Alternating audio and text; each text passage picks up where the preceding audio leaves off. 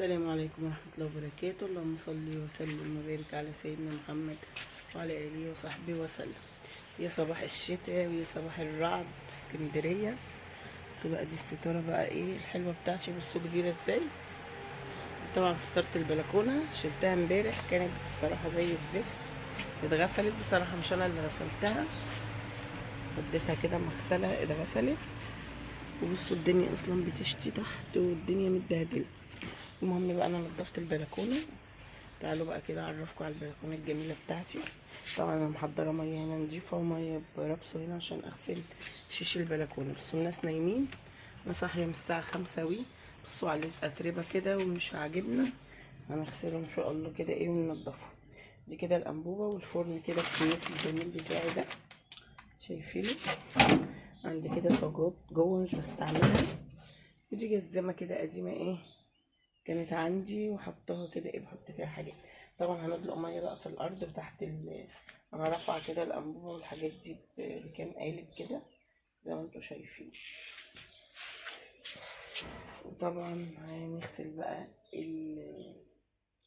الشيش غسله حلوه، نغسله بقى كده ايه بالميه دي والمكنسه بقى الناعمه الحلوه دي. بعمل كده، ابدا كده ايه انزل كل الاتربه دي. وطبعا الصبح بدري مفيش حد في الشارع علشان خاطر ايه منضايقش حد. انا بقى هنغسل الشيش كويس ونرجع نشطفه مع بعض. حبايبي غسلته كده بالمنظر ده، بصوا بقى زي الفل ازاي.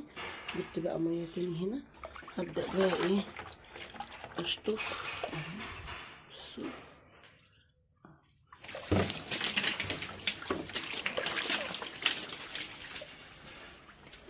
هنبدا بقى ايه نرمي ميه كده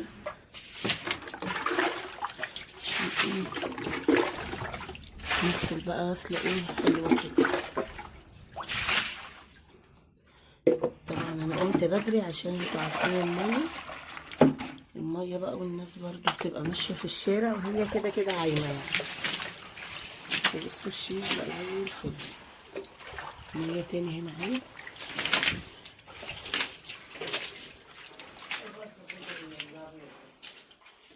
كده بقى ايه الواحد ايه يجدد الحبال كده ويحط الستاره بقى على نظافه، يبقى ايه مية.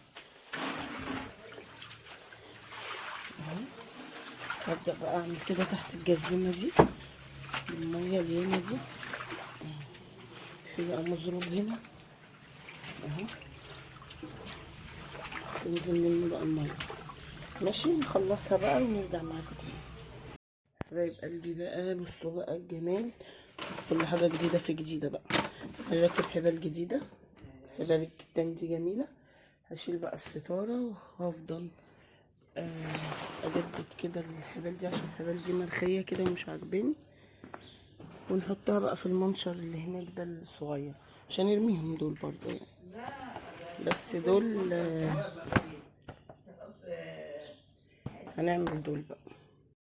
اهو هبدأ بقى اشيل كده بالمقص كل الحبال دي عشان بقى احط الجداد واشدهم حلو. عايزه اقول لكم كسروا ايدي عقبال ما شلتهم. الكتان ده جامد جدا، متهيألي ما لما بيقعد بيبقى بيجمد اكتر. سواء للبنات اللي مبتعرفش تربط الحبال، تعتمد كده على جوزها او اخوها او اي حد، لا اتعلمي كده ايه تربطي الحبال. بصوا دي الجديده بقى، ربطت كده اول واحده هنا وعملت كده 3 عقدات عشان ايه دي اللي هيرتبط عليها بقى الشد كله. تمام. هناخد بقى اول حرف بقى من هنا وهبدأ فين استنوا معايا، راح فين الحرف اهو. تعالى ليه حلو انت اهو. ادي الحرف التاني باخده ادخلوه هنا، شايفين، واعمل كده الحبال من فوق اهو. اخد كده واحط في التانية ونشدهم بقى شدة محترمة، وريهم لكم بقى ايه بعد ما يتشدوا اهو. افضل اشد بقى كده ممكن اروح احط في التانية برضو عشان اشد ايه مرة واحدة اهو. انا هرميهم كده كلهم تحت، اللفة كلها رميها تحت. هبدأ احط برضو من هنا كده. ايه رأيكم في الروتين الحلو الشتوي ده؟ بس انا مش مالكة بقى، هحطها واشدهم ونوريهم لكم في الاخر. حبايب قلبي الحلوين، بصوا بقى عايزه اقول لكم كده على نصيحه. بصوا المشابك دي زين، بصوا جميله جدا كبيره. انا ما بحبش المشابك الصغيره بصراحه، بتضايقني. عايزه بقى تحافظي عليهم وتخليهمش كده يتكسروا ويطلعوا من بعض. بنديهم كده غلوتين 3 قبل الاستعمال. طبعا هي جديده زي ما انتم شايفين. هضيف كده شويه خل ليه عشان ايه من كتر الغليه ما يسودوش ويفضلوا كده ايه بيض، والحديد بتاعهم ده يبقى ابيض. ليه بنعمل فيهم الخطوه دي؟ علشان الحديد لما بنغليهم بالميه السخنه او المغليه الخشب بينفش كده ويمسك جامد في الحديد، ما يخليهمش يطلعوا من بعض. تمام، يلا بينا. حطيت شويه الخل يعملوا بقى واسيبهم بقى ينشفوا في الهواء، عشان طبعا ايه انتوا شايفين الروتين اللي احنا عاملينه. روتين بقى تنظيف البلكونه مع غسيل، مع ربنا المستعان. تعبنا يعني. اهو ده كده بقى اجمل احساس انك تلاقي الغساله فاضيه كده. بصوا بقى كم الغسيل اللي انا غسلاه، بصوا قد ايه. الجردل ده كله حاجات فاتحه برضو. ده كده بوت بتاع ابني غسلته له. دي شنطه برضو غسلتها، ودي برضو شوز تاني كده غسلته. يلا ما علينا. ده كيس كده شطفته. تعالوا بقى نشوف البلكونه مع بعض. طبعا الدنيا غرقانه شتاء وانا بصوا شايله الارض عشان كنت بمسحها. هنا بقى الستار شلتها من على الحبال، لسه بقى فيها كام قطعه كده هظبطهم. بعد كده بقى عيل من حبايبي كده ولادي هو طبعا اللي هيقف يعملها. بس بقى الراحه النفسيه بقى لما بننضف البلكونه، يا سلام. بصوا بقى ام امنيه شدت الحبال. شايفين الشتاء الدنيا بتشتي على فكره ومغرقه الدنيا. بصوا طبعا انا لازم الستاره كده. انا حاسه ان الناس كلها دلوقتي بتتفرج عليا لاني اتعودت على الستاره من زمان يعني. هي بتبقى يعني ستره كده الواحد يقف براحته ينشر يعمل حاجه في البلكونه يبقى براحته. والمشابك اهي، بس مش عارفه ليه غمقوا كده. حطيتهم كده بقى ينشفوا في الهواء. تمام. وشديت هنا بقى كام حبل برضو كده في المنشر الصغنن ده.